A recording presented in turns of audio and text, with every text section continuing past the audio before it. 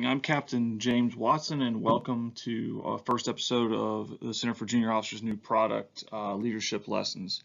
We're going to be talking about authentic leadership. In today's society, you may hear people say things like, "Oh, I just want to, I want a leader who's real. I want someone who really shows us who they truly are." There's confidence associated with that. You'll hear people talk about being authentic. So we're going to dive into what authenticity is, and then what authentic leadership is, and how those two things coalesce with one another and can make us more effective leaders. Take a moment and think about what words come to mind when you're talking about someone who's an authentic leader. When we think about authentic leaders, you may be thinking of words like predictable or consistent. Ultimately, when we're talking about people who are authentic, the things that come to our mind are people who, when you bring them a problem, will behave in a manner in which you know what's going to happen. This helps to engender trust in your subordinates, which is why we find it is valuable when we're talking about leadership, no matter your context. So when we're talking about authenticity, this is our definition of authenticity. Patterns and behaviors consistent with an individual's self-concept, their core values and beliefs, personality traits, as well as their commitments and obligations across all situations and roles. This differentiates from authentic leadership. When we talk authentic leadership, this same definition applies, but it's within the light of the organization's philosophy and values. What this essentially means is that you can be an authentic person, but to be an authentic leader, your values have to be aligned with the values of your organization.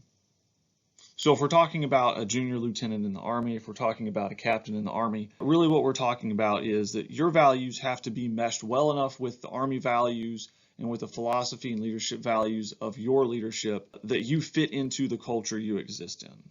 So within authentic leadership and within authenticity, there's a number of influencing factors. So we're going to look at authenticity first, and you're going to see some parallels between authenticity and authentic leadership. There are 4 things that influence our ability to be an authentic person. The first of those is self-awareness. Self-awareness is best characterized by the ancient Greek saying that's captured on the temple at Delphi, "Know thyself."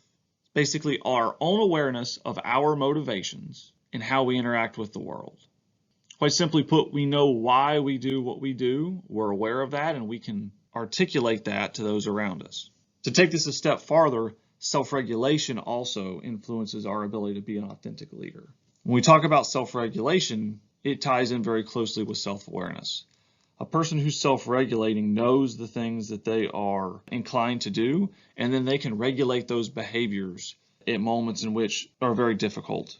Self-regulation may manifest itself in the form of a person who learns to control their temper, a person who learns to not reach out in a codependent manner to others. So when we talk about under stressful situations, there's really 3 ways that people manifest their behaviors in non-productive ways. That's to pull towards, to pull against, or pull within. So what that looks like is to pull within is to shut the door. I'm going to get this work done. I'm not going to have anyone else's input. To pull against is to fight with those around you, to blame those around you. And then the final way is it manifests itself in codependent type relationships where you lean on others in times of stress. So we all have a natural tendency to do one or more of those things. And our self-awareness helps us to know which of those will we do. Our self-regulation helps us to regulate that and not do things that may ultimately become counterproductive. The third thing we're talking about when we talk about authenticity is people orientation. And what people orientation means is that we value those around us, and that has to come from a genuine place. We can't value those around us in a manner that is ultimately self-serving. It has to be genuine. Finally, when we come to agentic mindset, that's the final influencing factor of authenticity. Agentic mindset is ultimately your ability to take control of your own self-development. I think in modern society, oftentimes there's a little bit of expectancy that others will help us out, that the organization will take care of us. And as a result of that, we can, as leaders, not take control of our own learning, our own development. So agentic mindset basically says that if you're an authentic person, you're going to take control of those factors. Now, when we differentiate between authenticity, authentic leadership, the two things that are different are highlighted in red. To be a leader of character and to mesh with the society and organizational cultures that you're a part of. So when we talk about character, we tend to focus very heavily on the VIA Strength Finders definition of character. 6 categories of character that capture things that transcend culture and transcend time, things that are present in different forms across different societies, be that modern America, be that ancient China, be that the England of the Middle Ages. You see these things across different societies, and they're measurable across different cultures. So when we talk about character, we're ultimately talking about a series of traits that produce a mutually beneficial relationship between a person and the environment they're in, the society that they are a part of. This mutually beneficial relationship is something that John Piaget ultimately believed to be the basis of a successful society, and ultimately that's the form that it manifests itself in Western culture. The key takeaway from this is that authentic leadership doesn't exist in a vacuum. It is influenced by you and who you are as a person and the character that you have already developed, and also by the society and the organizational cultures that you're a part of. So ultimately, you can have authenticity. You can be an authentic person, but you cannot be an authentic leader simultaneously. If your values don't mesh with the culture that you're a part of, if the values don't mesh with your organizations, and if your character has gone astray, you can still be people-oriented and self-aware, have an agentic mindset, and be self-regulating, but that can come from a place that is not ultimately effective as a leader. What are some ways that we can improve our authenticity? What are some ways that we can become a more authentic leader if we fear that we're not already? Well, we're going to take a look at a couple of those. Ultimately, what we're trying to do is we're trying to build upon those influencing factors, identify ways in which we may be falling short, and reinforce the dam, so to speak, in regards to those specific areas. And then one takeaway regarding opinions of others and your own opinion. They both matter. Your own self-efficacy of who you are as a person, your authenticity and your ability to be an authentic leader does matter, but it is also the opinions of others. Both things are influencing in your ability to effectively lead others, because you can believe yourself to be the most influential and authentic person in the world, but if those who you're leading don't take the same approach, don't believe that you are also an authentic leader, then it may ultimately negatively impact who you are and your ability to accomplish the mission and see them through to success. One of the ways in which we can help to become aware of how authentic we are is to conduct this digital mask exercise. If you are interested in participating, take 5 minutes, pause this video, and write roughly 5 sentences about yourself, who you are as an authentic leader and what you value as a person.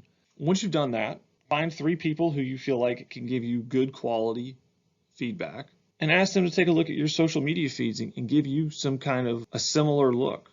Have them describe you in roughly 5 sentences, who you are, who you value as a leader. The key in this is you don't want to find people who are going to fill in the blank spaces. So the people who know you the best in life, maybe you're not the people to ask. Simultaneously, you don't want to ask people who you have a distant relationship with and some influence over. Because what you're going to have happen is you're going to have people give you psychologically safe answers and maybe not go out there and say, hey, like you look like you might have a drinking problem, you know, and maybe you don't. But you want them to be able to give you feedback as to how you appear. This helps to build your self-awareness of how others see you, and it helps to ultimately increase your ability to be a more authentic leader as you present a digital face that is more in line with who you perceive yourself to be in the real world. When we're talking about leading others, sometimes we'll have peers or subordinates who are very clearly not being an authentic leader, who are being a person who in today's society you might call fake. Some things that we can do is we can become a role model for that person. We can take conscious steps to demonstrate our own ability to be authentic and to show our true selves to those that we are leading. Additionally, we can provide feedback. The digital mask exercise is built around feedback. You can carry this exercise forward to those around you, and you can do it together. If you have a person in your life who you think is not being an authentic leader, this is a great way to start the conversation with them as to what they look like on social media, what they look like in real life, and then have that conversation about what they look like in real life and then maybe the thoughts and feelings that they're expressing in private to you that may not be in line with what they're saying in public.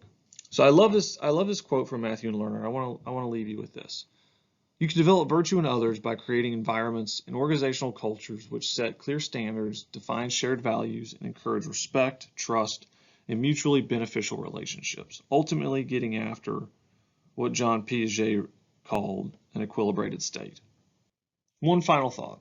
When we talk about self-awareness, there's a concept known as the Dunning-Kruger effect, where when we have almost no experience in an area, we can become so confident that we rise on what is known as Mount Stupid, where our confidence that we're going to perform well in a given area is completely disconnected from the reality of our own experiences. This manifests itself in test scores, where the bottom 10% of performers on a test will think they've scored in the top 10%. This manifests in subjective evaluations, where officers will believe that they are among the best of their peers when they are among the worst. A key takeaway of this is that you can be unskilled and unaware of how unskilled you are. We, as human beings, have difficulties in recognizing our own incompetence. This can lead to inflated self-assessments, and this stands directly in the face of your efforts to be an authentic leader. In short, you don't know what you don't know. So if you're concerned about that, be sure to take an objective look at yourself, seek feedback from others, find mentors who can give you good feedback, learn to be vulnerable, budget time to reflect, learn to practice mindfulness, to be in the moment, and finally, practice humility. We'll cover on an entire lecture what humility is, what that looks like. Thank you for your time today. Everyone have a wonderful day.